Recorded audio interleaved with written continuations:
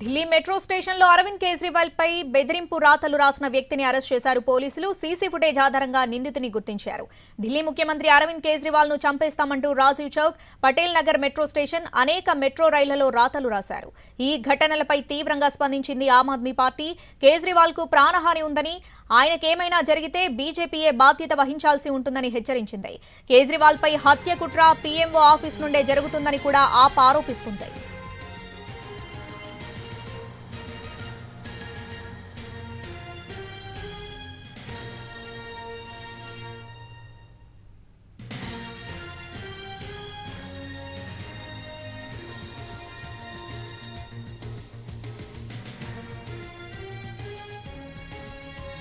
Delhi metro స్టేషన్లో అరవింద్ కేజ్రీవాల్ పై బెదిరింపు రాతలు రాసిన వ్యక్తిని అరెస్ట్ చేశారు పోలీసులు. సీసీ ఫుటేజ్ ఆధారంగా నిందితుని గుర్తించారు.